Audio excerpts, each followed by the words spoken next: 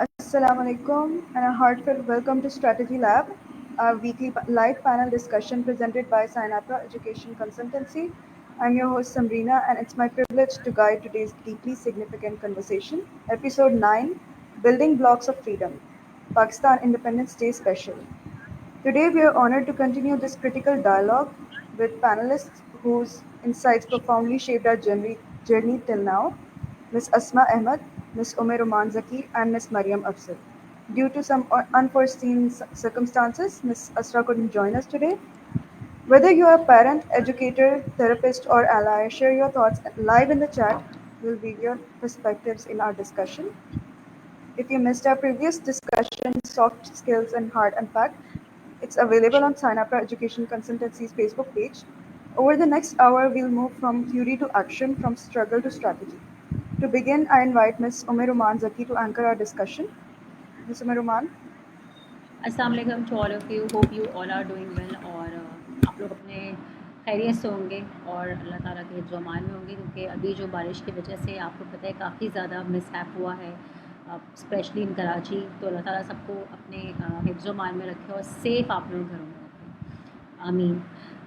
Thank you very much. We are here again with one of the very interactive topic today, and the topic which we need to discuss today is all about the education and its role in different domains for the country's development. अच्छा, मेरे पास जो topic आया है उसमें है कि what basically the role of the education helps in development of the countries progress.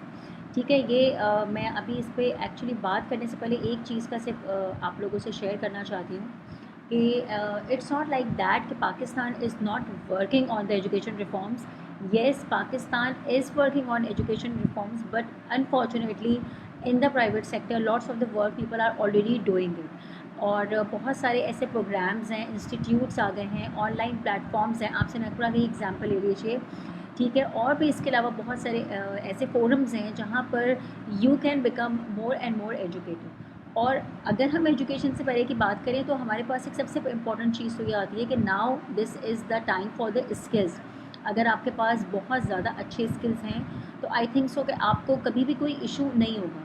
But अब इसमें ये चीज़ का कहते हैं ना कि डिग्री नहीं हम करेंगे, हम स्किल्स करेंगे, तो आई थिंक सो कि देखिए डिग्री जो है ना वो बेसिकली आपको एक पैरेलल अलाइनमेंट में लेकर आती है, ठीक है, और जो स्किल्स है ना वो आपको बूस्ट करते हैं। फ़ाइन, क्योंकि बहुत सारी चीज़ें ऐसी होती हैं कि आप डिग्री कर ली है और उसके बाद 3-4 साल तक you have a big gap, आप नहीं हैं ऑलरेडी एक यू कैन से कि एक डोमेन में आप काम ही नहीं कर रहे हैं, आप हैं ही नहीं उस फोरम पे कहीं पर भी, तो your skill gap must be fulfilled with any of the trainings और courses, vocational trainings. But the best one which I recommend to you is CPT course, जो कि आपकी स्किल गैप को ख़त्म करता है। और मैंने जैसे कि कहा कि private sector is already working a lot in the education reforms. Unfortunately government sector is not attempting fulfilling duties जितनी कि उनको करनी चाहिए। देखिए, मैं एक बात पे बहुत ज़्यादा स्ट्रॉन्ग बिलीव करती हूँ और आप भी बिलीव करते होंगे कि फ्लाई ओवर्स बनाने से, ब्रिजेस बनाने से, बड़े बड़े मॉल्स बनाने से मुल्क तरक्की नहीं करते हैं, ठीक है। The country is use to develop culturally और प्रोफेशनली, और मोस्टली अगर आप इकोनॉमिकली बात करें तो वो आपका एजुकेशन सेक्टर बहुत ज़्यादा आपका स्ट्रॉन्ग होना चाहिए, और सेकेंडली आपका हेल्थ सेक्टर बहुत स्ट्रॉन्ग होना चाहिए। हम सेकेंड सेक्टर पे तो ये बात ही नहीं करें, हम एजुकेशन सेक्टर पे बात करें। तो एजुकेशन सेक्टर आपका जितना ज़्यादा स्ट्रॉन्ग होगा आपका उतना ही फ़ायदा है, आपके कंट्री को डेवलप होने में हेल्प मिलेगी, ठीक है। इसका रीज़न आप सबके सामने that why the people are leaving Pakistan so frequently, the reason is this that they get a good degree, they have skills, they spend a lot on the education on the and they usually take the degree from the private organization, but unfortunately when they used to go into the fields तो वहाँ पे already उनको इतने कम salary मिलती है, then they decide कि हम इससे पहले कि हम इससे के बजाय बाहर चले जाएंगे, because they use to own your passion and your skills, ठीक है। तो अभी हम बात करते हैं यहाँ पर कि बेसिकली पाकिस्तान ने क्या रोल प्ले किया है। देखिए, एक्चुअली होता ये है कि अगर हम बात करते हैं सोसाइटीज़ की, तो basically education is always help to promote the growth of the country undoubtedly, ठीक है, और it spurs innovation as well and it strengthens institutions, और हमें सबसे अच्छी बात तो ये होती है कि हमें it helps in social cohesion as well. Social cohesion का मतलब ये होता है कि so many degrees, so many universities from America, Canada, UK, they are offering the online platform as I have informed you prior. So you can have the degree if you cannot commute to those countries due to the fare or passport expenses. ठीक है, तो अब इसमें सवाल ये कि why basically the education is very important. देखिए, education basically हमारे पास होता है stock of skills. We have a lot of skills. ठीक है, एजुकेशन हमें हेल्प करती है. आपकी competencies, your intelligences, your skill set, these all depends on your education. अच्छा, दूसरी बात ये होती है कि आपकी एजुकेशन का जितना ज़्यादा लेवल हाई होगा, आपकी प्रोडक्टिविटी भी उतनी ज़्यादा ही अच्छी होगी, क्योंकि एजुकेशन बेसिकली आपको सोसाइटी में मूव करना भी सिखाती है. ठीक है. अच्छा, अगर आप इन्वेस्टमेंट करते हैं अपनी एजुकेशन पे तो उसका क्या फ़ायदा है? उसका ये फ़ायदा है कि आप कि जितना आप अपने गवर्नमेंट सेक्टर पे अगर आप इन्वेस्ट करते हैं फॉर एग्जांपल, और प्राइमरी एजुकेशन पे आप जितना इन्वेस्ट करते हैं, have you seen the schools outside Pakistan? If I talk about G8 countries, मैं अमेरिका की बात कर लूँ और US की बात करूँ, दुबई की बात चले कर लेते हैं, the very nearest to our country, they are spending more budget in the education on the primary education comparatively to the secondary one, क्योंकि वो बेसिक एयर्स होते हैं और वहीं से ही हम जो है वो पढ़ना सीखते हैं. मगर अनफॉर्चुनेटली पाकिस्तान में इन सब चीज़ों पे ऐसे स्पेंड नहीं किया जाता. ठीक है, अगर इसमें हम SDG गोल्स की बात भी करेंगे. ठीक है, जो हमारे सस्टेनेबल डेवलपमेंट गोल्स हैं वो भी हमें यही बात सिखाते हैं कि education promotes the development of the country. और इसमें यह है कि 2030 में 2030 में SDG का एक गोल है कि अगर प्रॉपर हमने इन्वेस्ट किया, ठीक है, तो 2030 में पूरी दुनिया में से आप ये समझ लीजिए कि इलिटरेसी ख़त्म हो जाएगी. Everybody will going to be literate. इसमें आपको इक्वालिटी और इक्विटी दोनों की बेसिस पे जो है वो एजुकेशन मिलेगी, बॉयज़ को भी और गर्ल्स को भी. अच्छा, अब ये उसमें क्या होता है कि जब आप एजुकेशन पे स्पेंड करते हैं तो सबसे पहले आपकी प्रोडक्टिविटी इंक्रीज़ होती है. जैसे आपकी प्रोडक्टिविटी इंक्रीज़ होती है, आपकी अर्निंग भी इंक्रीज़ होती है, क्योंकि आपके पास एक बहुत ज़्यादा जो है वो मास प्रोड्यूस होता है यूनिवर्सिटीज़ में. आपके पास इतने अच्छी एम्प्लॉयमेंट रेट होना चाहिए कि आप उनको एक अच्छे वेजेस के ऊपर जो है वो अप्लाई करवाइए और उसके बाद उनको मुल्क छोड़ के ना जाने दें. ठीक है, व्हेन यू गेट एजुकेटेड. और सबसे ज़्यादा important, why India has a much higher education rate, Bangladesh has much higher education rate as comparative to Pakistan. चले, हम तो इंडिया की बात ही नहीं करते ना, हम तो कहते नहीं वो तो पहले से बना बनाया था, अब इंडिया से कंपैरिजन मत किया करें. मैं बांग्लादेश की बात कर लेती हूँ, 1971 में था. ठीक है, तो क्यों अभी भी अगर हम अपना एजुकेशन रेट बांग्लादेश से कंपैरिजन करें तो it's far much better than Pakistan, because they people, those countries are working on technology, those countries are working on innovation. Silicon Valley में ज़्यादातर 85% तो वहाँ पे इंडियन बैठे हैं. Why not Pakistanis are working over there? अगर आप इतना ही टेक्नोलॉजी पे इन्वेस्ट करते हैं तो, क्योंकि वो इस चीज़ को रियलाइज़ करते हैं. फेसबुक का कोई आपको हेड ऑफिस यहाँ नहीं मिलेगा, आपको गूगल का कोई हेड ऑफिस यहाँ नहीं मिलेगा.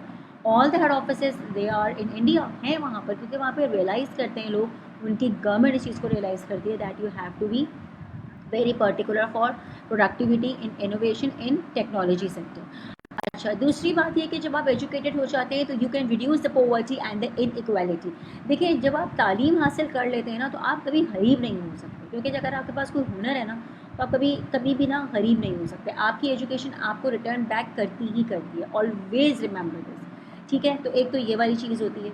दूसरी बात ये कि now the people are working toward the entrepreneurship, that is the most insightful skill now a days.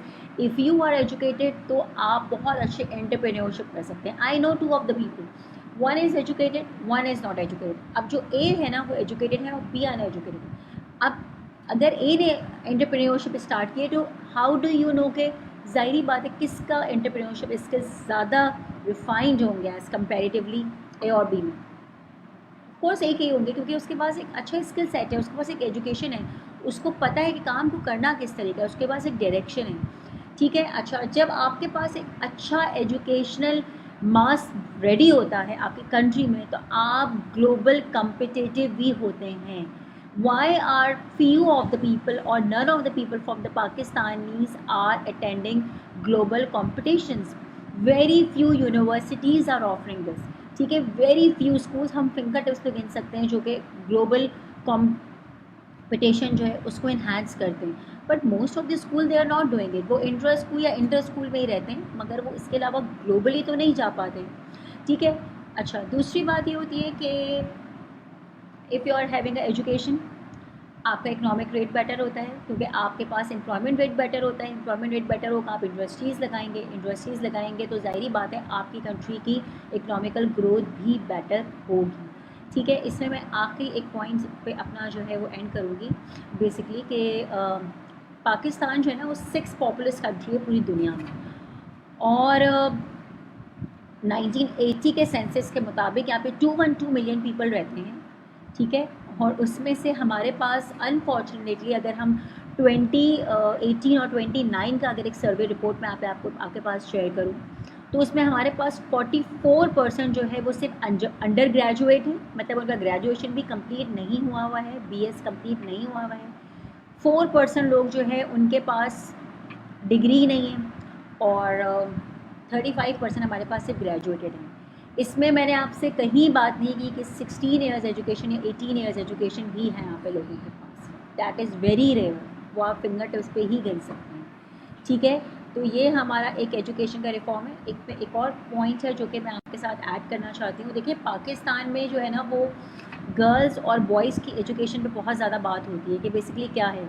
हमारे पास जो है ना वो बेसिकली 39% जो लोग हैं वो कम्प्लीटली एम्प्लॉयड हैं, और इसके अलावा 61% दे आर नॉट एम्प्लॉयड, उनको इनके पास कोई नौकरी नहीं है। अब हो सकता है कि वो अपना कोई बिजनेस करते हो। ठीक है, उसमें ये होता है जो 39% एम्प्लॉयड हैं उसमें 37% मेल हैं, और सिर्फ 2%, वेरी डिसअपॉइंटेड, 2% हमारे पास फीमेल्स हैं।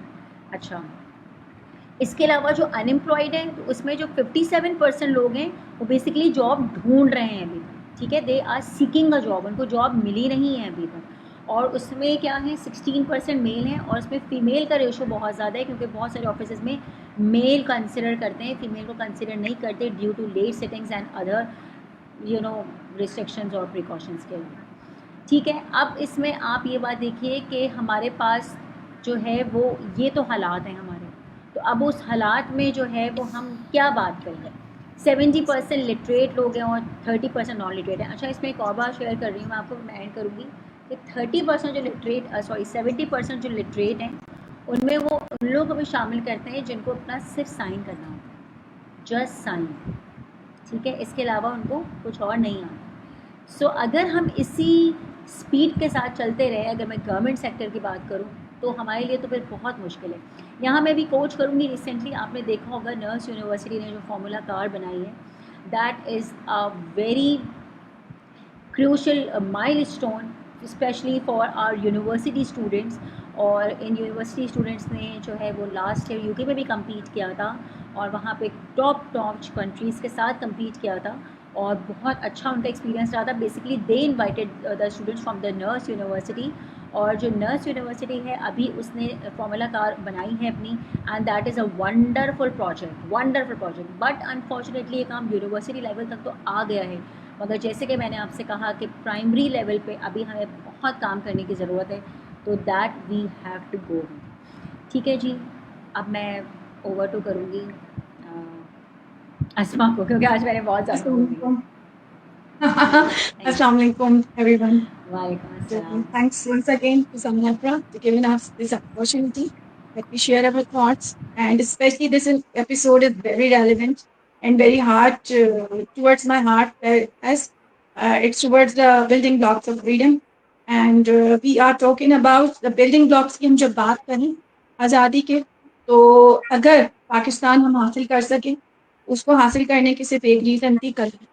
सिर्फ कलम की ताकत पे हमने पाकिस्तान को हासिल, एक पूरी सल्तनत, एक पूरा मुल्क जो है वो हमारे बानी पाकिस्तान कायदे आज़म मोहम्मद अली जिन्ना ने एक कलम की पावर से उसको अचीव किया। No war, no bloodshed, nothing. वो आफ्टर पार्टीशन हुआ जो कुछ हुआ, but before partition no bloodshed, सिर्फ on the power of pen, on the power of education. इसी बात से हम इस चीज को समझ सकते हैं कि हाउ पावरफुल इज एजुकेशन। और ऑब्वियसली बिल्डिंग ब्लॉक्स की अगर हम बात करें फ्रीडम के, तो उसमें सबसे पहले हमारे पास एजुकेशन की बात आ जाती है। एंड एजुकेशन ऐसी चीज है कि आपकी अगर इल्म होगा, उसकी बुनियाद पे ही आप जो है वो अपने माशरे की बुनियाद रख सकते हैं, अपने इकोनॉमिक ग्रोथ कर सकते हैं, अपनी कल्चरल डेवलपमेंट कर सकते हैं, अपनी पॉलिटिकल डेवलपमेंट कर सकते हैं, और व्हाटएवर जिस भी एरिया में हम बात करें, तो if you are educated then you will show the difference. And now अब मैं यहाँ एक चीज को बहुत अच्छे से कैटेगराइज कर दूं कि education is not about the degrees, it's not about only degrees, सिर्फ डिग्रीज पर डिपेंड नहीं करती। उसकी रीजन ये है कि हमारे जो पेरेंट्स थे, फोर पेरेंट्स थे, they are not that much educated that we are, कि हम पीएचडीज हैं, डॉक्टर्स हैं, इंजीनियर्स हैं। Those person are usually middle pass or a metric pass, or sometimes they are not even going to school. But इल्म जो है वो base करता है तीन चीजों पे, that is your knowledge, skill and your ability. Ability अल्लाह दे के पैदा करता है आपको, हर इंसान में कोई ना कोई एबिलिटी है। नॉलेज और स्किल आप ग्रास्प करते हैं अपने एनवायरमेंट से, अपने साथ में मौजूद लोगों से, और अपनी अपनी एक ख्वाहिश से कि आपकी ख्वाहिश किस तरह। लेट्स से अगर मैं बात करूं who was the first teacher, मैं आप लोगों से पूछना चाहूंगी, मरियम या रोमा प्लीज मुझे आंसर करें, पहला टीचर कौन, हमारे who was the prophet first teacher? Obviously ही नहीं, वाज मैं द यहाँ आपको एंड करूंगी, आप क्या कहेंगी Mariam, who was the first teacher? हमारा फर्स्ट टीचर, मेरा फर्स्ट टीचर जब मैं दुनिया हाँ, में हम आई, सबके पहले टीचर कौन थे? Parents, first teacher? My mother. अच्छा, दुनिया में आने के बाद तो हमारी मदर की थी ज़ाहिर बात, सीखना में। नहीं, फर्स्ट टीचर बेसिकली जिसने इल्म सबसे पहले दिया वो खुद अल्लाह था। तो वो अल्लाह ताला सबसे पहला इल्म ही दुनिया में आया ही अल्लाह ताला ने हजरत आदम अलैहिस्सलाम को इल्म उस्मा बदियत, जिसकी बुनियाद पर, सिर्फ वो एक बुनियाद थी जिसकी बुनियाद पर अल्लाह ताला ने तमाम फरिश्तों को हुक्म दे दिया कि सजदा करना इंसान के आगे, जिसके ऊपर रिफ्यूज हुआ, रीजन पूछा गया कि क्यों, ये तो फसाद करेंगे। ये सारा किस्सा सबने कुरान में पढ़ा है और सबको मालूम है इसके बारे में, but I just want to say, relate करना चाह रही हूँ मैं सिर्फ एक चीज, कि इल्म वाला और बेइल्म बराबर नहीं, ये हदीस भी है, ये आयत भी है। तो ये आयत हमें इससे समझ आ जाती है कि अल्लाह ताला ने उसको प्रैक्टिकली उस वक्त बता दी, क्योंकि अल्लाह ताला ने क्वेश्चन करा कि ठीक है मुझे इन चीजों के नाम बता, तो they can't able to tell because उनको इल्म नहीं था। When Allah Ta'ala asked the same question to Hazrat Adam alayhi salam, so he tell everything named with their characteristics, and that is the first इल्म, जो ये पहला इल्म था जो दुनिया में आया, जिसे हम इल्म अस्मा कहते हैं, और यही आज तक तमाम इल्मों की बुनियाद है। आप बच्चे को सबसे पहले बच्चा क्वेश्चन ही करता है व्हाट इज दिस, और आप उसको पहला आंसर ही यही करते हैं, ये चीज ये है, ये चीज ये है। बच्चा पैदा होता है, पैदा होने के बाद से आप उसको उसकी सराउंडिंग में मौजूद तमाम चीजों से इनिशिएट कराना शुरू करते हैं, उसे नॉलेज देना शुरू करते हैं, उसको बताना शुरू करते हैं। किसी भी स्कूल में, किसी भी मदरसे में, कहीं पे भी पहली बुनियाद ही आपकी वोकैब होती है। आप बच्चे को वोकैब देते हैं, उसको चीजों से इंट्रोड्यूस कराते हैं, उसको एनवायरमेंटल स्टडीज कराते हैं, उसके एनवायरमेंट से उसको रोशनास कराते हैं। तो that was the first point where, तो पहली चीज तो यही आ गई कि इल्म आपकी जब अल्लाह ताला ने बुनियाद रख दी, और फिर हुजूर पाक सल्लल्लाहु अलैहि वसल्लम ने, जो कि अपने आप को हुक्मरान बता सकते थे, अपने आप को सरबराह बता सकते थे, अपने आप को मुफक्किर बता सकते थे, कुछ भी बता सकते थे, वो हर शोबे में बेहतरीन थे, बट हुजूर पाक ने अपने आप को कहा कि मुझे मौल्लिम बना के भेजा, मुझे टीचर बना के भेजा। And that was a pride for all the teachers, ये तमाम टीचर्स के लिए प्राइड है। बट अगेन मैं एक और चीज कहूंगी कि प्राइड के साथ साथ जितना बड़ा ओहदा उतनी बड़ी अकाउंटेबिलिटी, उतनी ही बड़ी जिम्मेदारी, उतनी ही बड़ी आपके ऊपर जिम्मेदारी आ गई तमाम असातिज़ा के ऊपर, तमाम टीचर्स के ऊपर। और इसीलिए सबसे खतरनाक हिसाब किताब भी हुक्मरानों का, उलमा का और उस्ताद का होगा, क्योंकि we are the nation builders. ये कहना आसान है बट ये बहुत मुश्किल जिम्मेदारी है। आप जब पढ़ा रहे हैं तो आपके सामने वो 25-30 बच्चे नहीं, फ्यूचर के 25-30 खानदान रहे। जो वैल्यूज आप उनमें इनकलकेट कर देंगे, जो चीजें आप उनमें डाल देंगे, that will show, that will reflect the whole. और वो जब जब वो काम करेंगे वो आपके लिए सदका जारिया होगा। अब आपने अच्छा कर दिया तो सदका जारिया, बुरा कर दिया तो अजाब जारिया भी जारी रहे। बिल्कुल। तो अब डिपेंड करता है आप क्या टीच करें। तो that was a very important point और बहुत बड़ी जिम्मेदारी। और यहीं से बुनियाद पड़ जाती है सोशलिज्म की, सोशल माशरे की। मेरा तो मैं जो भी बात करने जा रही हूँ आज, जो टॉपिक है मेरा, वो अकॉर्डिंग टू सोशल के एजुकेशन आपके माशरे पे क्या असर, what role the education play for the society. तो ऑब्वियसली आपकी जो टीचिंग्स हैं, आपका जो सिखाना है, जो कि माँ की गोद से शुरू हो गया, वो टीचिंग्स ही आपकी सारी जिंदगी काम करेंगी। अब एक माँ को अगर बच्चे को देखना है कि उसका बच्चा सच्चा हो, उसका बच्चा काइंड हो, उसका बच्चा सिंसियर हो, उसका बच्चा ऑनेस्ट हो, उसका बच्चा एक अच्छा सिटीजन हो, तो वो सब कुछ उसको खुद करना है। Because lead by example. अगर ये नहीं होता तो अल्लाह ताला कुरान उतार देते बहुत तक, हुजूर पाक से प्रैक्टिकली सब कुछ करवा के ना। ऑब्वियस सी बात है कि आपको अगर अपने बच्चे के अंदर जो भी नॉर्म्स डालने हैं, जो भी वैल्यूज डालनी है, जो भी चीजें ऐड करनी है, तो उसके लिए you should have to perform like. मैं एक हमेशा मिसाल देती हूँ पेरेंट्स को भी, अपने कभी मेरे पास टीचर्स आते हैं उनको भी, कि आपको अगर अपने बच्चे को सच्चा बनाना है तो खुद सच्चे बन जाए। हमें कभी कभी पता नहीं चलता और हम अनडेलिबरेटली, अननेसेसरीली, अनइंटेंशनली झूठ बोल रहे होते हैं। लेट्स सपोज मदर्स बेटी नहीं है, आराम कर रही है, हस्बैंड की कॉल आ गई एंड दे जस्ट सेड मैं किचन में हूँ। बच्चा सराउंडिंग में खेल रहा है, वो देख रहा है मामा बेड पे हैं बट मामा कह रही है कि मैं किचन में हूँ। उसने क्या सीखा? What they have learned from you? They learned a lie from you. So obviously अगर आपको अपने बच्चे को सच्चा बनाना है और आपका कोई आप जुर्म नहीं करे, if you are tired for the whole day, आप लेटे रेस्ट करें, it is your right. You should have to. आप जो कर रहे हैं, जैसे कर रहे हैं, जहां है जो है वो बोलिए। क्यों डरना है? किससे डर रहे हैं? डर रहे हैं तो फिर अल्लाह से डरें जिसको झूठ ना पसंद, तो अपनी लाइफ से उसको खत्म करना है। ऑब्वियस सी बात है कि अगर एक अच्छा माशरा बनाना है तो आपने अपने बच्चों में ऑनेस्टी, सिंसेरिटी, काइंडनेस, ट्रुथफुलनेस, ये चीजें लाजमी, ये नॉर्म्स मस्ट हैं जो आपको इंडिकेट करना है। लाजमी उनको इनकलकेट, उनको एम्पावर करना इन चीजों के साथ। और वो सिर्फ तब होगा जब आप खुद change. Once you change the things are change. और एजुकेशन वो वाहिद चीज है जो आपके अंदर तब्दीली लेगी, जो आपके अंदर चेंजिंग लेकर आती है, जो आपको रिफॉर्म करती है, जो आपको ट्रांसफॉर्म करती है। आप खुद देखते हैं अपने आप को कि जब आप एक एज में थे और उस वक्त आपकी एजुकेशन इतनी नहीं थी। अगेन मैं कहूंगी कि एजुकेशन किसी डिग्री की मोहताज नहीं है। If you don't have that much degrees, मैंने उसके बावजूद लोगों को बहुत एम्पावर्ड देखा है, लोगों को बहुत ज्यादा एजुकेटेड, बहुत ज्यादा नॉलेजेबल देखा है। रीजन इज दैट कि they read books, and books reading, blogs reading, whatever the reading content where you take, और आप अपने इंटरेस्ट के मुताबिक जिस तरह का कंटेंट ले रहे हैं, जो नॉलेज आप ले रहे हैं, जो चीजें आप सीख रहे हैं, जो स्किल्स आप अपने अंदर डेवलप कर रहे हैं, they show your real persona, your real personality. Nobody seeing your degrees, nobody seeing your transcripts. It's only submitted at the time of job, right? But उसके अलावा कोई आपकी डिग्री नहीं देख रहा है। Everyone seeing your persona, your personality, your attire, the way you behave, the way you deal, the way your belongings, the way your dealings, आपके जो अपने तरीके कार हैं, आपके जो मामलात हैं, उनको देख रहा है कोई भी। आपके मामलात कितने ट्रू, आप कितने राइट पर होते हैं, आप कितनी किसी के साथ सीधे मामलों को रखते हैं, कितनी सीधी बात करते हैं।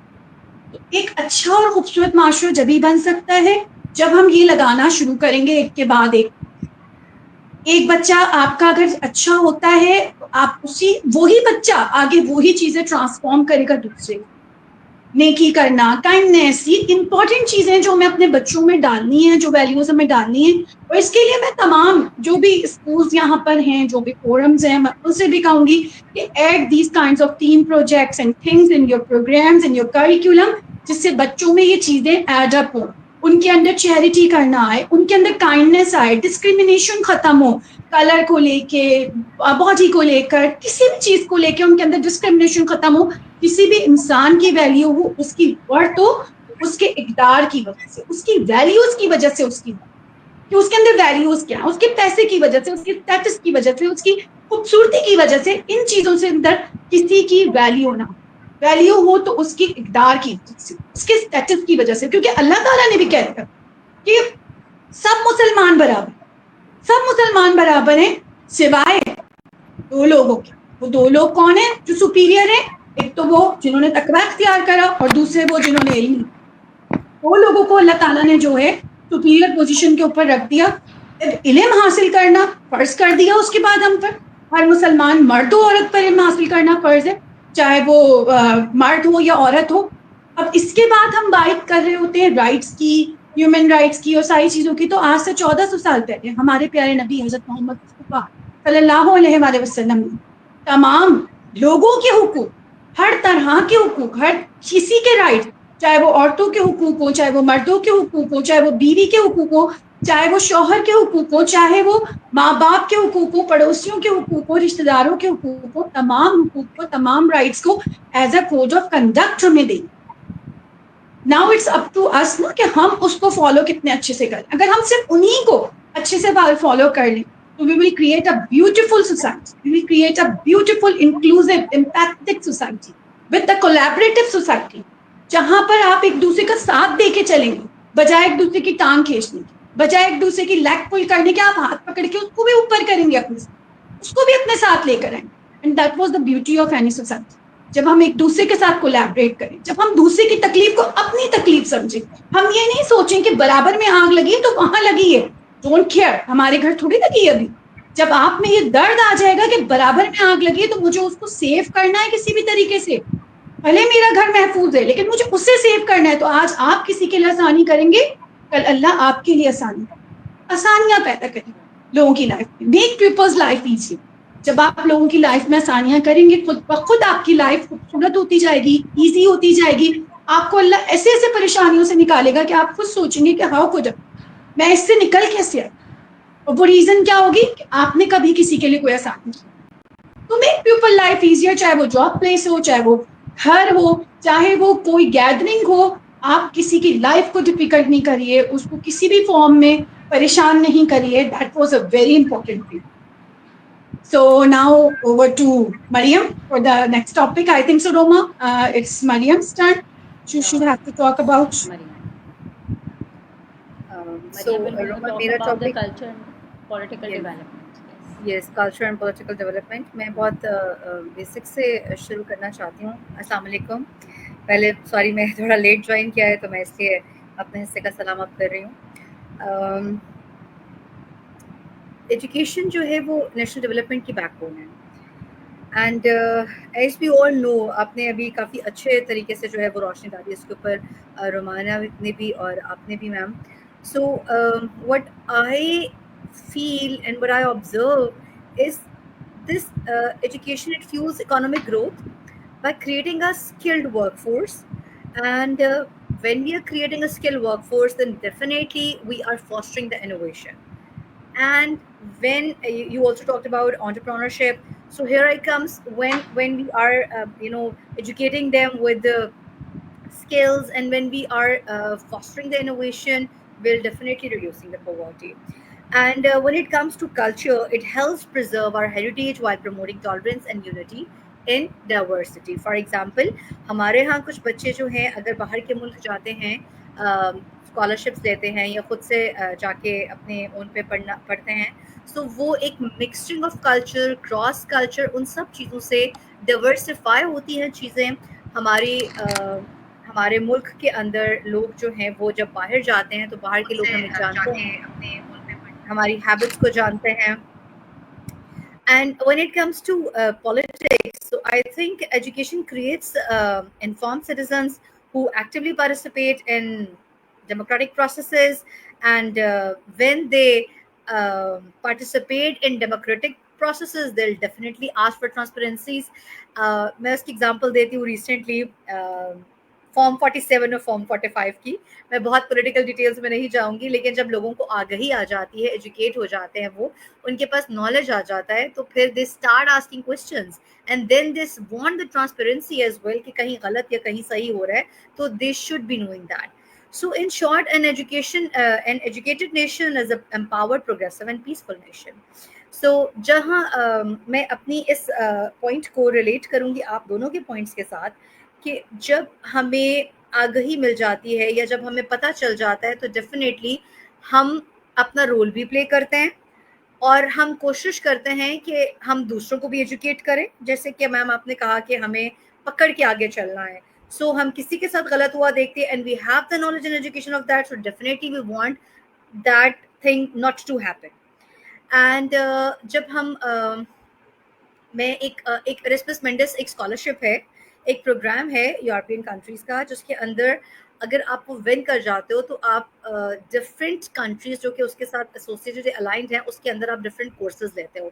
I mean if I am in physics, तो मैं फिजिक्स के डिफरेंट कोर्सेज किसी एक मुल्क में लूंगी, it's in Netherlands, sometimes in Scotland, sometimes it's Switzerland and somewhere else, जो जो एरास्मस मेंडिस के अंडर आते हैं। So uske andar, when I am going to different countries, I'm representing my country. I am looking at their culture. I'm observing and experiencing their culture, and they are experiencing me. So ये जो cross culture building है, that definitely helps in education and experience. फिर मैं जब वापस आती हूँ और वापस आकर I can implement and I implement things जो मुझे वहाँ से अच्छी लग रही होती हैं, हम शेयर करते हैं, हम डिस्कस करते हैं, and then the series goes on. So this is from my side. Okay. I think so. Miriam had said about the points which she had to raise. So now I want to talk about the environment. Okay, education हमारी environment पे कैसे impact? अब US Roma ने already starting में बात की sustainable development goals की, जो यूएन ने पास करे 2015 में, और उनका टारगेट है उन सस्टेनेबल डेवलपमेंट गोल्स का, जो कि 2030 तक वो अचीव करना चाहते हैं उन गोल्स को, जिसमें no poverty, conservation of goods in everything, resources, natural resources, as obviously the whole world is a global village now, and दुनिया, पूरी दुनिया ही सबके लिए है ऑब्वियसली, उसमें जो भी रिसोर्सेज हैं वो सबके लिए हैं, एक बाउंड्रीज हैं, बिल्कुल हैं, लेकिन ग्लोबली ऑब्वियसली कुछ चीजें ऐसी हैं जो कि हम सब शेयर करें, जैसे कि ओजोन लेयर, वो हम सब शेयर करें, वो किसी मुल्क की बाउंड्री से अटैच नहीं है। अगर वो किसी की भी वजह से डिप्लीट हो रही है ज्यादा तेजी से, तो उसमें वो मुल्क कसूरवार ऑब्वियसली, चाहे वो कोई भी कंट्री। तो we have to take care of our environment. हमें अब उसके लिए हमें अवेयरनेस होना, पहला पॉइंट अवेयरनेस होना, हमें पता हो कि हमारे किस एक्ट से हमारा एनवायरमेंट किस तरीके से अफेक्ट हो। अगर हमें ये अवेयरनेस ही नहीं होगी, how could we stop our wrong practice. जैसे कि हम अपनी सोसाइटी में देखते हैं, फुकदान नजर आता है, एक सिविक सोसाइटी हमारी नहीं है, हमारी सिविक ट्रेनिंग नहीं है, हमें नहीं पता कि हम गाड़ी में जा रहे हैं और हम जस्ट लिटर बाहर थ्रो कर देते हैं। अब उसकी वजह से वो लिटर, या इवन हाईवे पे मैंने लोगों को देखा है जूस पिया और डब्बा बाहर, अब वो पीछे से कोई बाइक वाला आ रहा है, उसके मुंह पे वो डब्बा लगा, वो एक डिजास्टर एक्सीडेंट हो सकता है, किसी की लाइफ जा सकती है जस्ट ड्यू टू यू, आपकी वजह से। You will be the murderer, आपके सिर्फ इस एक एक्ट से कि आपने वो बाहर थ्रो कर कचरे। तो ये आप किस तरीके का एनवायरमेंट क्रिएट, ये अवेयरनेस हमें अपनी फैमिलीज में, अपने बच्चों को स्टार्ट से देनी है कि आपको गार्बेज को किस तरह डिफ्यूज ऑफ करना। बाहर प्रैक्टिस होती है कि they use to have 3 bags, reduce, reuse and recycle के, जिसमें वो अपने बच्चों को बचपन से आदि डालते हैं। रिड्यूस वाला, आपको जितना मटेरियल आपका कचरे में निकल रहा है वो आपको इस बिन में डालना है, रीयूज वाला इस बिन में डालना है, एंड रिसाइकलेबल मटेरियल आपको इस बिन में। हमारे यहाँ हमें खुद नहीं पता कि कौन सा रिड्यूसेबल मटेरियल है, कौन सा रीयूजेबल मटेरियल है, कौन सा रिसाइकलेबल मटेरियल है। How could we teach our child.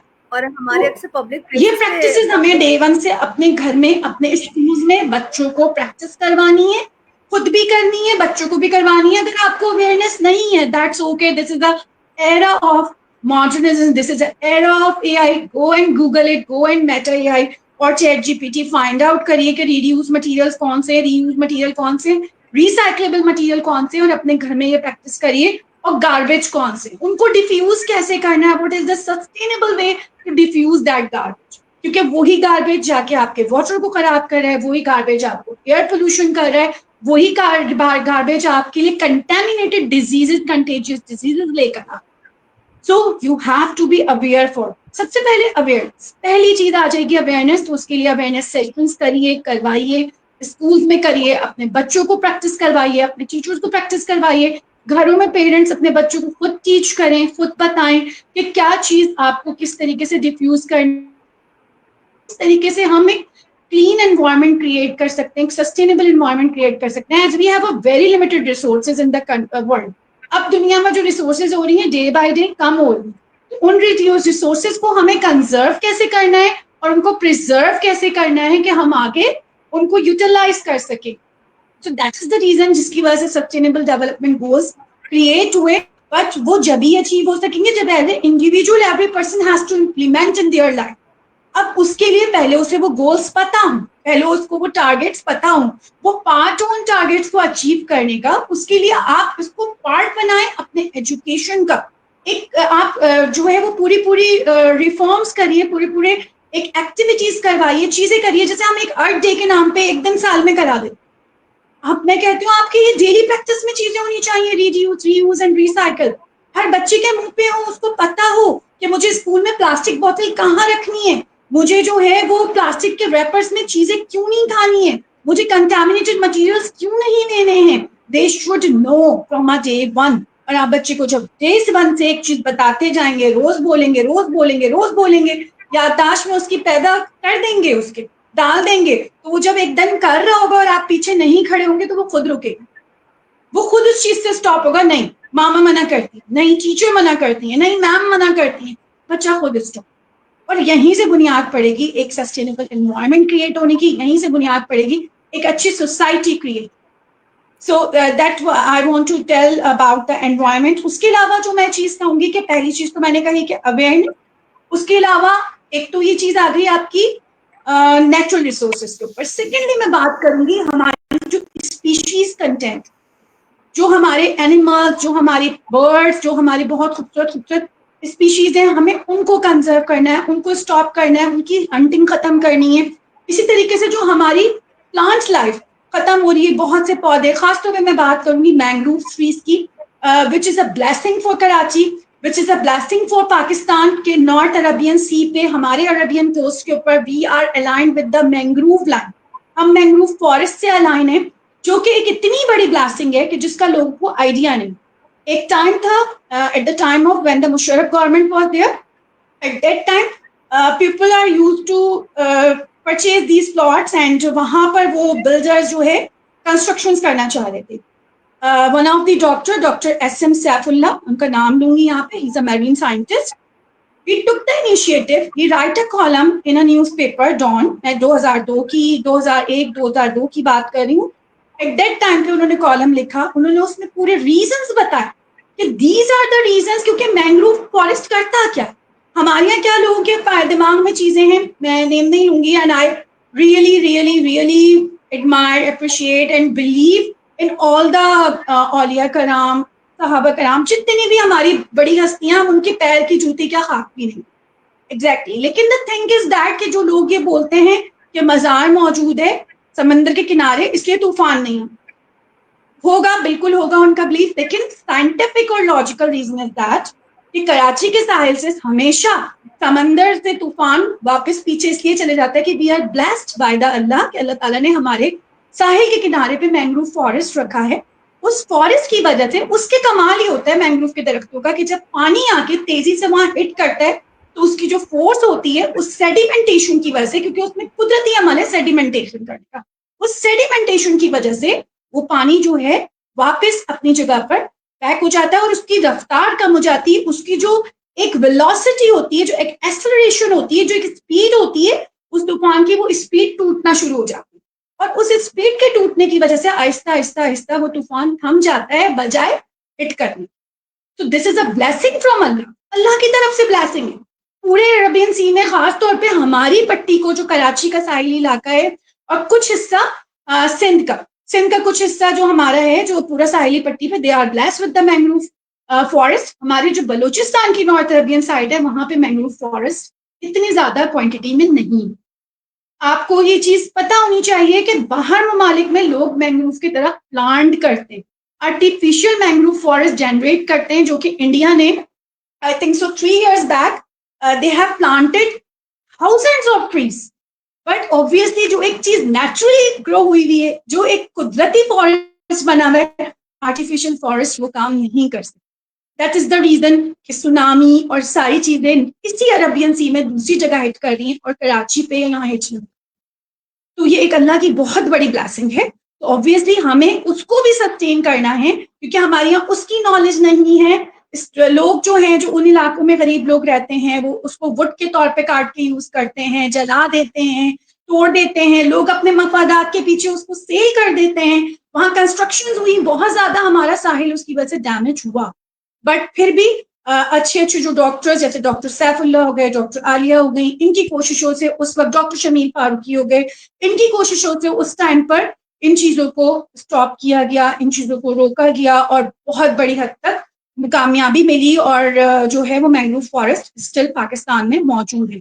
आप उसको ऑब्जर्व भी करते हैं। यूजुअली लोग फिशिंग के लिए और वैसे भी जो है उन एरियाज में जाते हैं, क्योंकि that was the nursery for the shrimp.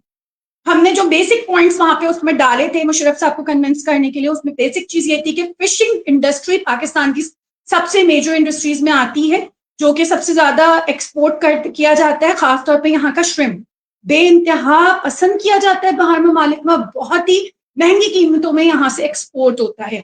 और जो मैंग्रोव फॉरेस्ट है, मैंग्रोव का जो दरख्त है, that is the nursery for the shrimp. जहां मैंग्रोव का दरख्त होगा वहीं पे श्रिम्प ग्रो करेगा, क्योंकि वो नर्सरी है, समझ लें इंक्यूबेटर है, जहां पर श्रिम्प जो है वो ग्रो करता है। That's why we have lobster, we have shrimp, It's we the have a habitat. great variety of fisheries and the marine life. So that's all I want to add up about the environment. If we want to create our environment beautiful, we must have to aware about it, and then we have to preserve the resources. We have to use resources in a thoughtful way, in a way we won't waste नहीं करें, चाहे वो पानी हो, चाहे वो आपकी natural resources किसी भी फॉर्म में हो। Don't waste the natural resources. ये अल्लाह की ब्लेसिंग है जिस भी मुल्क के पास जो भी। That's all I want to say about the environment. And so now over to Roma. Okay, thank you very much. Am I audible? Okay. Yes, you are audible. Okay. So actually, I will going to conclude with 2 or 3 points. देखिए, हम पाकिस्तान की बात कर रहे हैं और हम पाकिस्तान के करिकुलम फ्रेमवर्क की बात ना करें, हमारा नेशनल करिकुलम फ्रेमवर्क है, अगर हम उसकी बात ना करें कि basically what role it playing in Pakistan education reforms या हमारी डेवलपमेंट में उसका क्या अहम रोल है, तो आई थिंक सो ये बिल्कुल इनजस्टिस की बात हो जाएगी। ठीक है, देखिए, Pakistan national curriculum is a wonderful framework. अगर आपको ये बात पता हो कि वो बहुत अमेजिंग फ्रेमवर्क बना हुआ है, फ्रेमवर्क हद तक अमेजिंग है वो। अगर हम एज अ लाइक करिकुलम में बात करूँ, इम्प्लीमेंटेशन उस पर जो है वो पॉइंट मतलब 4% भी नहीं है। ठीक है, paper work is amazing, framework को बहुत अच्छा बनाया है। उसमें तमाम आपके जो है pre primary secondary elementary schools, even colleges और यूनिवर्सिटीज़ को भी आपके कवर किया है, ऐसा नहीं है। और बात ये है कि उन्होंने हर कॉम्पिटेंसी लेवल पे आके उस फ्रेमवर्क को डिज़ाइन किया है। And I told you in my point number 1 when I open the discussion that instead of focusing more on the secondary education, it's our right to focus more on the primary education. And here I will going to connect with Asma, जो उन्होंने कहा कि छोटी as से ही exactly छोटी as से ना बच्चों के अंदर जो है ना वो लर्निंग फ्लेक्सिबिलिटी होती है, right? They can learn whatever you want to teach them. तो जब आप उनको एक अच्छी चीज़ सिखा देंगे तो उनको समझ आ जाएगी and it becomes the part of their personality. ठीक है, तो हमारा जो नेशनल करिकुलम फ्रेमवर्क है, it is an amazing framework, I must say.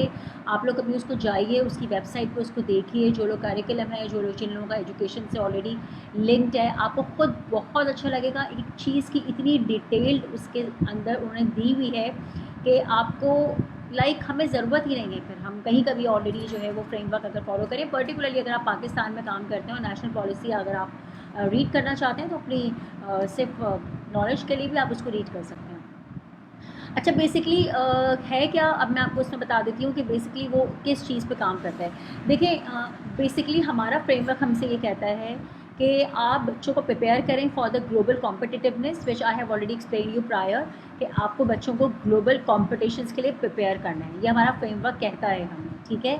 Secondly उसके बाद जो है वो आपको ये बात बोलता है कि आपको बच्चों को इकोनॉमिक रिफॉर्म्स के लिए भी प्रिपेयर करना है, ठीक है, जो अभी अब ऑलरेडी हम बात कर चुके हैं और हम इसलिए बात कर रहे हैं इकोनॉमिकल ग्रोथ के हवाले से। अच्छा फिर इसमें ये है कि जो हमारे पास रिसोर्सेज हैं, how you will going to use those resources for the national development, हम इसके ऊपर भी बात कर चुके हैं, ठीक है। तो ये हमारे करिकुलम का पार्ट है सब कुछ, जिस पे हम ऑलरेडी बात कर रहे हैं। अच्छा फिर इन्होंने ये कहा है कि जो ग्लोबल इश्यूज़ हैं आप उसको इनकॉर्पोरेट करें अपनी लर्निंग के अंदर। लाइक अभी जैसे कि अस्मा ने बात की, ozone air depletion is not the problem of ours only, it's not my problem, it's not hers problem, it's the problem of each and every person living on earth. हमें अपने सर्वाइवल के लिए उसमें काम करना है, तो हमारा करिकुलम तो हमें कहता है ये बात कि हमें जो है वो ग्लोबली इंटरकनेक्ट करना है, इनकॉर्पोरेट करना है उन चीज़ों को, और उसके बाद हमें उस पर काम करना है। देखिए ये हमारी सब चीज़ें जो है हमारे करिकुलम हमसे कह रहे हैं। अच्छा फिर इसके बाद हमारा करिकुलम हमें ये भी कहता है कि we have to respect the norms and cultures and traditions of the other religions, ठीक है, ये तो हमारा इस्लाम भी हमें सिखाता है, तो उन्हें इस चीज़ को इसमें भी कॉर्पोरेट किया हुआ है। फिर हमारा करिकुलम फ्रेमवर्क हमें ये बात भी सिखाता है कि we have to incorporate the moral and the ethical education in our like education sectors. अब अगर मैं बात करूँ तो कितने स्कूल्स ऐसे हैं जो कि मोरल एजुकेशन पे काम कर रहे हैं, आप मुझे बताएं। स्टेम पे हम काम कर रहे हैं, ठीक है, हम स्टेम पे काम कर रहे हैं, हम लीडरशिप क्वालिटीज़ पे भी काम कर रहे हैं, हमने जो है वो हिफ्ज़ भी शुरू करवाया हुआ है अपने मदरसों में। मगर आप मुझे ये बताएं कि हम मोरल वैल्यूज़ पे कितना काम कर रहे हैं। अभी जो रिसेंटली केस हुआ था, वो जो आई थिंक खैबर पख्तूनख्वा में हुआ था, आप लोगों को याद होगा, जो बहुत बुरे तरीके से उस बच्चे को जो है वो मौलवी ने मारा था। हैव यू सीन इट कि वो उसको मार के जब थक गया तो उसने दूसरे को बुलाया कि इसको मारो। Like can you imagine the level of illiteracy. आप कुरान की तालीम दे रहे हैं और मोरल वैल्यूज़ आप में है ही नहीं, कोई एथिक्स ही नहीं है। आपको पता है इन्हीं सब चीज़ों की वजह से बहुत सारे पेरेंट्स नहीं करवाना चाहते बच्चों को हिफ्ज़ के, नहीं हम किसी अच्छे रिकग्नाइज इंस्टीट्यूट में भेज देंगे लेकिन हम इन मस्जिदों में नहीं भेजेंगे। तो what basically you are reflecting, आप क्या रिफ्लेक्ट कर रहे हैं इस चीज़ से। तो हमारा करिकुलम फ्रेमवर्क तो हमें मोरल एथिक्स भी जो है वो सिखा रहा है। अच्छा फिर इसके बाद जो है वो हमें ये भी सिखाया जाता है कि इंक्लूसिव एजुकेशन, ठीक है, वो बच्चे जो कि लर्निंग डिसेबिलिटीज़ की जैसे मैं बात की थी, जो कि प्रोग्रेसिव स्टूडेंट्स हैं या जो स्ट्रगलिंग स्टूडेंट्स हैं, उनको पढ़ाने के भी आपके तरीके होने चाहिए, ठीक है। ये सब चीज़ें the curriculum framework is teaching us, ये हमारे फ्रेमवर्क के अंदर शामिल हैं सब चीज़ें। और इसके अलावा हमें हमारा करिकुलम फ्रेमवर्क ये भी सिखाता है कि आपके कल्चर में डाइवर्सिटी होनी चाहिए, ठीक है, जिसको डाइवर्सिफाइड लर्निंग, जैसे कि हम अगर बात करें कि हम दुबई में बात करते हैं, ठीक है, दुबई इज़ द कंट्री जहाँ पे सबसे ज़्यादा डाइवर्सिफाइड लर्नर्स होते हैं, क्योंकि डिफरेंट कंट्रीज़ के लर्नर्स वहाँ पर होते हैं, ठीक है। और अगर कभी आप उनके टीचर्स का सुने ना इंटरव्यू, या आप उनका फर्स्ट डे की स्टोरी सुने, तो उनका सबसे फर्स्ट डे ये आता है कि we were like it was a very big problem and it was very crucial for us to inculcate our teaching or the learning skills to the diversified learners, ठीक है। तो हमारे तो करिकुलम फ्रेमवर्क में ये सब चीज़ें हैं। अच्छा फिर उसके बाद जो है वो हमारा करिकुलम फ्रेमवर्क हमें कॉम्पिटेंसी बेस्ड एजुकेशन भी बताता है, स्किल बेस्ड एजुकेशन भी बताता है, और एबिलिटीज़ जिसको हम KSA बोलते हैं, knowledge skills and abilities.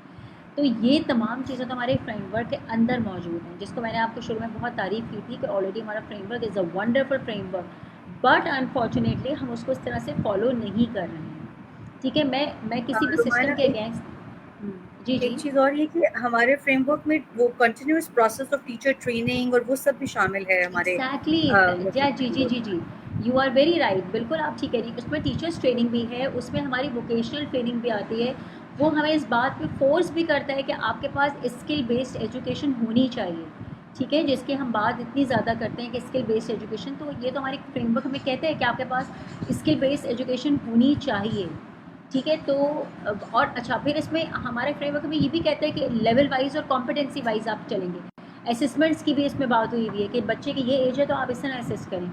I think हम तो नहीं फॉलो कर रहे हैं कोई भी, हम तो सिर्फ एक मतलब उठा लेते हैं कहीं से भी करिकुलम, इंटरनेट पे भरे हुए आप उठाएं और उसके बाद आप खुद से उसको जो है वो इंस्ट्रक्शनल डिज़ाइनिंग करके उसका करिकुलम बना दें आप उसको।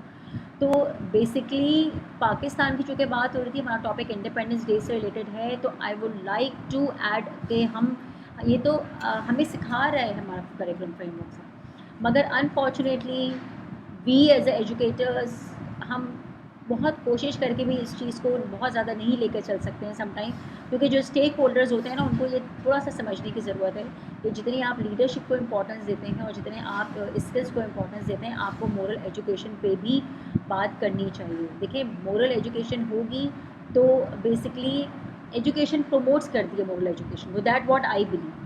ठीक है, आप पढ़े लिखे होंगे तो आपको पता है आपके अंदर ऑनेस्टी भी होनी चाहिए, इनक्रेडिबिलिटी भी होनी चाहिए, अकाउंटेबिलिटी भी होनी चाहिए, आपके अंदर ट्रस्टफुलनेस भी होनी चाहिए, रिस्पेक्ट भी होनी चाहिए। We all know about it, ये तो हमें पता है ना। मतलब एक पढ़ा लिखा अगर इंसान है और अगर वो गाड़ी में जा रहा है तो हर मुमकिन कोशिश करेगा कि वो सिग्नल नहीं तोड़े, वो कचरे को बाहर नहीं फेंके। ठीक है, ये सब बात ऑलरेडी अस्मा कर चुकी है। मगर देखिए, जिसमें अवेयरनेस ही है ना, एजुकेशन ही नहीं है उसके लिए, तो उसको क्या करना है, वो तो कर देगा जो भी करना होगा। ठीक है, वो वाला एक किस्सा था ना, एक लड़का था, ये मैं नाहिद हाशमी ने भी कनेक्ट किया था अपनी क्लास में, कि one of the child from the very young age, उसके पेरेंट्स जो थे वो बहुत ज़्यादा लिटरेट नहीं थे, और from the very young age like he was informed कि बेटा जहाँ बैठो वहीं की लाइट खोलो, अच्छा आप उठ गए हो तो कुर्सी को अंदर कर दो, उठने के बाद जो है वो कुशन को जगह पे रख दो, और वेरी बेसिक एथिक्स। कितने बेसिक एथिक्स है ना, हम जिससे बात भी नहीं करते समटाइम। मतलब हमारी चप्पल अगर उल्टी है तो वो उल्टी पड़ी ही रहे वो। ठीक है, व्हेन ही ग्रोन अप, तो उसको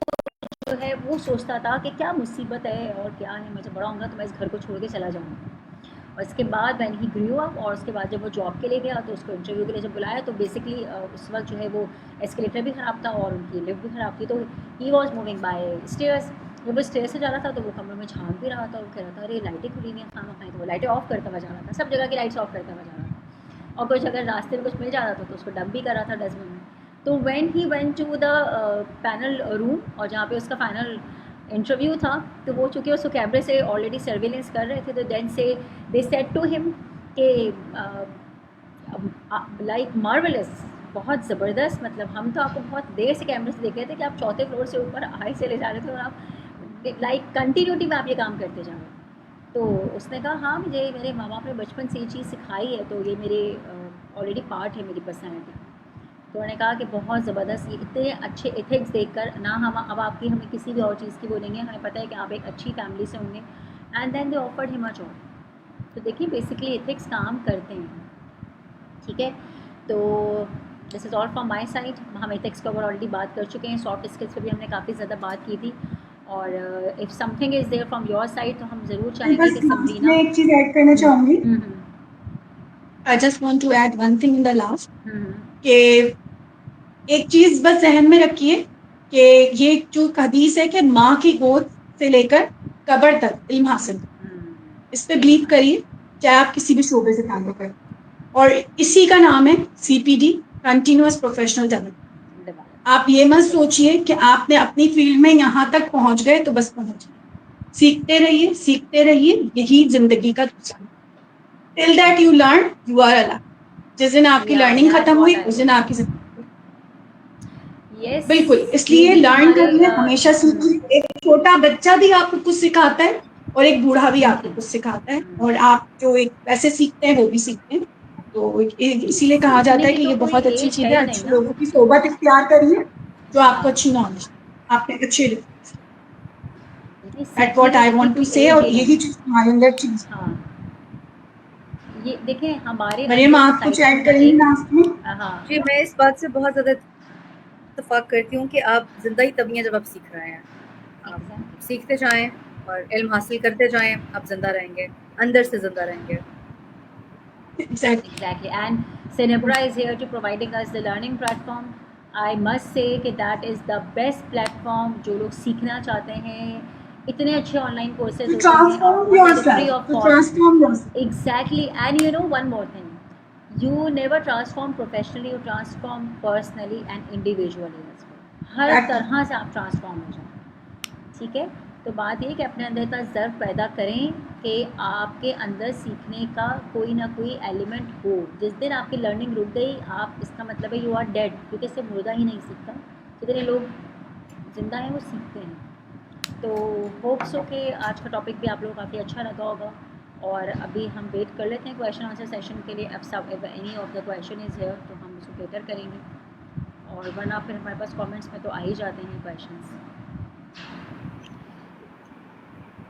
ठीक है। और मैं आपको एक और बात ज़रूर कहना चाहूँगी, जो मैं जब इस चीज़ को ऑलरेडी, इस टॉपिक को हम लोग जब डिस्कस कर रहे थे, लाइक मुझे एक चीज़ जो बहुत ज़्यादा हिट की वो ये की थी कि हम पाकिस्तानीज़ जो है ना, वो we usually focus more on the education of boys.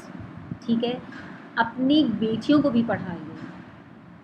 हम बॉयज़ की ये इनइक्वालिटी और इक्विटी की बेस है जिसमें हम बहुत जेंडर बाइस होकर बात करते हैं, तो अपनी बच्चियों को भी पढ़ाइए। और इसमें रिसर्च में बार बार यही लिखा था कि अगर 41% जो है वो लड़के पढ़ रहे हैं, तो उसमें से जो रेशो था वो सिर्फ 3% था गर्ल्स का, और उसमें मोस्टली जो है वो सेकेंडरी तक पहुंच के उसके बाद वो ग्रेजुएशन कर भी नहीं पाते हैं। हम देखते हैं आजकल के बहुत बड़ा एक फ्लड आ गया है कि लड़कियाँ ये करेंगी वो करेंगी, फिर भी हमारा कॉन्ट्रीब्यूशन जो है 3 से 4% नहीं है ज़्यादा। तो कैन यू इमेजिन कि जो हमारे इतने डेवलप कंट्रीज़ हैं तो वहाँ पे कितना रमा, आपकी ज़बरदस्त बात वो पे होगा। यहाँ ऐड करूंगी, आपकी बात पे मैं यहाँ ऐड करूंगी कि ये जो हदीस है हमारे अल्लाह हमारे प्यारे नबी ने फरमाया कि माँ की गोद पहली तरबियत गाह है। तो इस बात से हमें समझ में आ जाता है कि बस औरत की वही तालीम को बात, किस कदर जरूरी कह दिया कि वो बिल्कुल तालीम उसके पास होगी, नॉलेज उसके पास होगी, तो वो आगे अपनी औलाद को वो इल्म वही आगे देगी, ट्रांसफर कर सके, वही वो देगी। दे और मैम ये सके। भी जैसे कोई मैम कहती है ना इसलिए कि तालीम दिलवाना लाजमी है। यू हैव बहुत टू, ये तो ज़रूरी हमारे नबी ने फर्ज कर दी ना, फर्ज कर दी अल्लाह ताला ने हम पर कि फर्ज है, बिल्कुल तो एक फर्ज बिल्कुल। को आप कैसे छोड़ सकते हाँ हैं। समझने वाली बात है बस। ठीक है, तो तालीम ज़रूर जी दिलवाइए। ठीक है, आई मस्ट नॉट से कि आप बहुत हाई फाई स्कूल्स में जाएं, मगर आप एटलीस्ट उनको एजुकेटेड कीजिए और उनको जो है वो शऊर दीजिए। देखिए बहुत सारे लोग तालीम याफ्ता होते तो हैं, मगर उनका जो कहते हैं ना शऊर, वो बाशऊर नहीं बिल्कुल नहीं होता। होता, लाशऊर।